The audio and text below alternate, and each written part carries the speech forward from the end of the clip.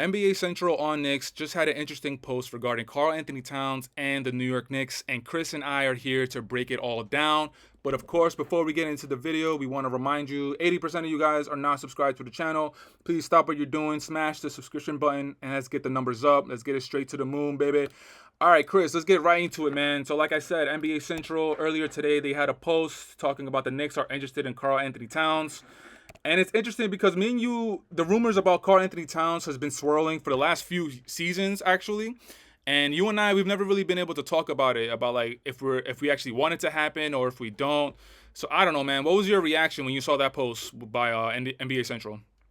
I mean, I think my first reaction was unlike previous times or previous years where I don't think it's going to happen in any way anymore. I just do not see Towns ever being on the Knicks, or at least with this current Knicks regime. And also, I've been pretty vocal on it in the past. I don't want Karl-Anthony Towns on the Knicks. I think that there is a pretty close distance between where Towns is in helping a team win games and where Mitchell Robinson is in helping a team win games. And I'm not saying Mitchell Robinson is better than Karl-Anthony Towns at basketball. Towns is the better basketball player. There's no arguing that. But what there is when you look at this Knicks team and what they have and what they don't have, I think Mitchell Robinson is a better player for the New York Knicks. I think he holds the defense down. Julius Randle is lazy on defense. We all know that. He takes possessions off. And Mitchell Robinson is needed for that because Karl-Anthony Towns can't completely protect the paint the way that Robinson can. So my first thought was just ew, no, and also why is NBA Central photoshopping Towns with a number 33 jersey on? As we can see right behind you, there's a Patrick Ewing jersey. And yeah, he's not wearing number 33. No one is ever. There it is. So what are you thinking? It's so funny that you mentioned about the Patrick Ewing stuff because on the comments, I just read through the comments and a lot of them were saying like, "Yo, don't you ever disrespect Patrick Ewing's number ever again," which was Yeah. I found hilarious. But yeah, man, I mean, I'm kind of on the same boat with you. Like, I was a huge Karl-Anthony Towns fan coming into the league. You know, he's from Jersey, so he's kind of our neighbor. But the thing is, man, you know what really turned me off about him was his playoff outing against the Memphis Grizzlies 2 seasons ago. They lost to Memphis in the first round in 7 games. And he was the leader on the team because Anthony Edwards, I believe it was his first season or maybe his second season, one of the two. So it was still Karl-Anthony Towns' team. And as far as the leader, he was making the most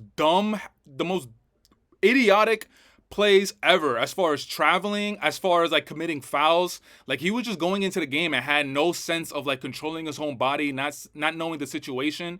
And as far as the leader on the team, like what are you doing, bro? Like, and he was always on the cusp of like, I always talk about this with my friends as far as like who are one of the better big men in the league. Karl-Anthony Towns is always on that list. Anthony Davis is on that list. Jokic is on that list, obviously. But Karl-Anthony Towns is always towards the latter half of the list.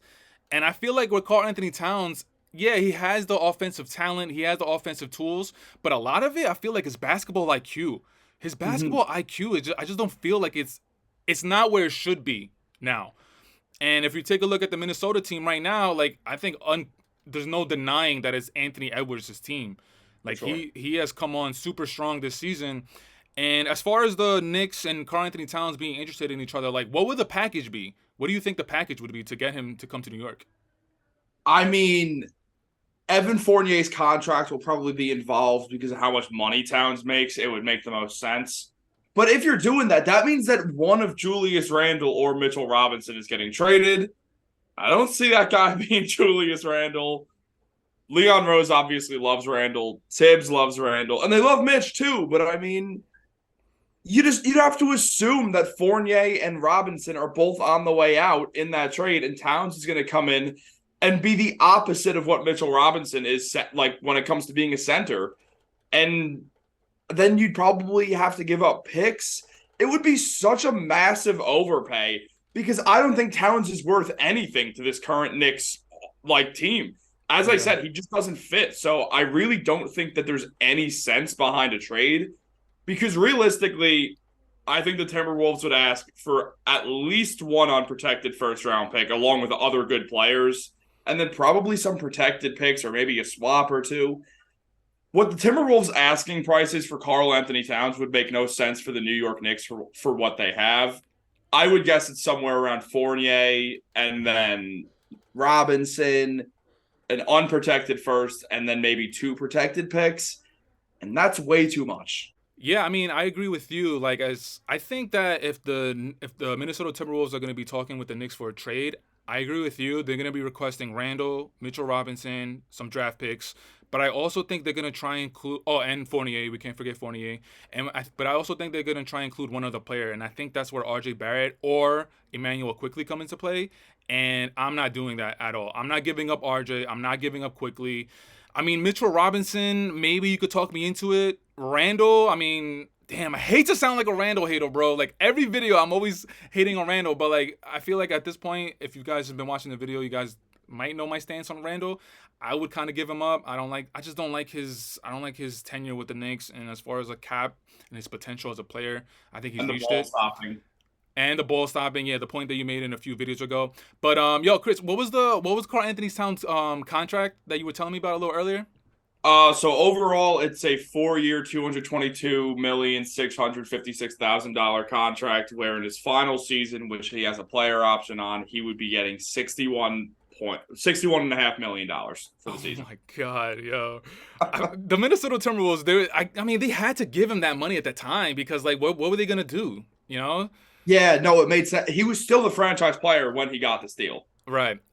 This brings me to another point. I just feel like, oh my God, like I said in the beginning of the video, the Karl-Anthony Towns New York Knicks trade rumors have been swirling around for the last few seasons. But I feel like if the Knicks make this trade, I feel like the Knicks are going to be falling into the exact footsteps that they've done in the past, where it's like, okay, what's the direction of our team?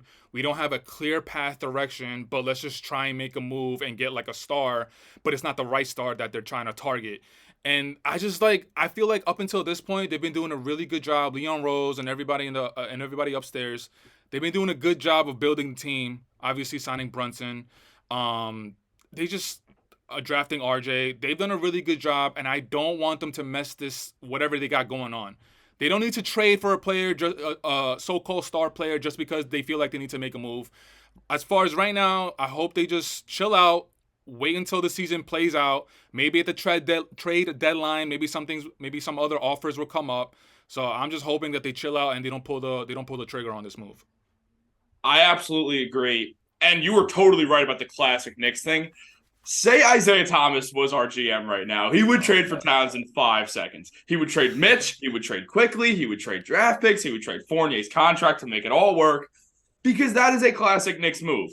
You trade for someone whose name is a higher value than their actual ability on the court. And as you put it, against the Grizzlies, Towns' IQ was terribly low. And the Knicks fan who I spend the most time talking to is my brother. He's a diehard Knicks fan, just like I am. And something that he always brings up when we talk about Karl-Anthony Towns that I have to mention in this, he texted me this after it happened. Who fouls out in 2 straight elimination games, Dariel? Last playoffs, Karl-Anthony Towns fouls out in back-to-back elimination games. They were playing Denver, who, they have an elite big man who's far better than Towns, but you need Towns' offense for that series. But no, Towns fouled out in game 4, which the Timberwolves managed to win because Anthony Edwards is incredible. And then game 5, where the Timberwolves got bounced out of the playoffs in the first round once again.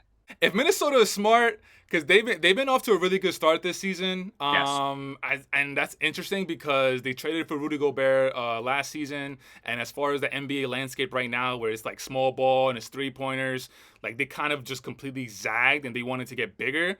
Mm-hmm. But it's actually kind of smart because I feel like the defending champions, Denver Nuggets, who are kind of like the king of the NBA right now, I feel like the way to attack them, you need size because they have size as well. And if Minnesota is smart, I feel like they wouldn't even entertain this. They'll stick with their team, ride it out, see how this season ends. And what's his name? Bruce Brown, I believe. He did an episode on one podcast this past summer saying that Minnesota was actually their toughest outing last season in the playoffs. And that's crazy because they only lost 1 game to them. Yeah. And Anthony Edwards, like we said earlier, he took another leap this season. He's going to become one of the better players in the league. Maybe by the end of this season, definitely by next season. So, man, we'll see what happens. But the Karl-Anthony Towns trade rumors are going to continue to keep swirling. And we just got to wait it out and see how it plays out.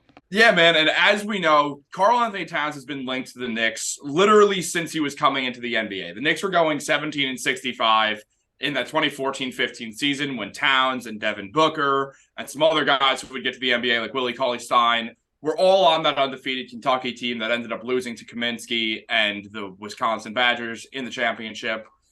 And Towns from that moment was sort of linked to the Knicks because the Knicks had the worst record in the league, or the second worst. The second worst. They had the second worst record in the league.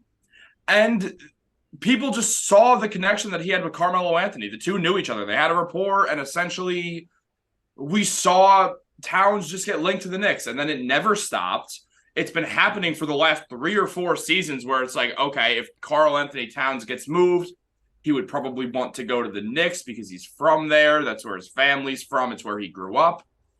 But now the Knicks are no longer in a position where Towns makes any sense. And they were once at a time, but I don't see it anymore. I think that the Knicks have a good thing going. I honestly, like, similar to what you were saying, part of me, yeah, you could maybe talk me into a Julius Randle trade. But even so, I think Julius is a much better player than Towns. So I think the only way that I could get interested in a Julius for Towns swap is if the Knicks are getting more assets. And I don't see that happening. Wait, and you have something to say, so yeah, go. can I wait? You just said that you think Randall is a better player than Cat. This season, yes. And I know Randall had a slow start, but his recent games and then last season, 25-10, all NBA, all-star. All right, but I'm talking about, yeah, I get Randall's resume, but I'm talking about like just his overall skills and talent. Okay, you think he's skills better? not enough. Skills, no. When it comes to who's the more skilled player, Towns is better. When it's like pure basketball skill, I think it's similar. My feelings are similar to how I feel about Mitchell Robinson and Towns in this situation. I think Julius and Mitch works better than Mitch and Towns or Julius and Towns. I like what the Knicks have going right now, and I don't think Towns fits the bill. Yeah. I know Tibbs does not feel this way, but I don't like the idea of Towns on another Tibbs team. We're a defensive team, and I don't know. I feel like we have enough shots as it is to go around between Brunson, Randall, and Barrett. If the Knicks were to trade for Towns and trade Robinson and keep as we make fun of, the mid three, Right. as people tried to call it, it would just be too many shots to go around, and there would be a few defensive liabilities. And I think all the things that Mitch does defensively, we would see happen if he were not there. Knicks, wait it out. Wait it out until the trade deadline. See what happens. Don't pull the trigger, please. All right, guys. Thanks for tuning into this video. We'll check you guys out on the next one. Chris, we'll check you out on the next video, man. Peace. Peace.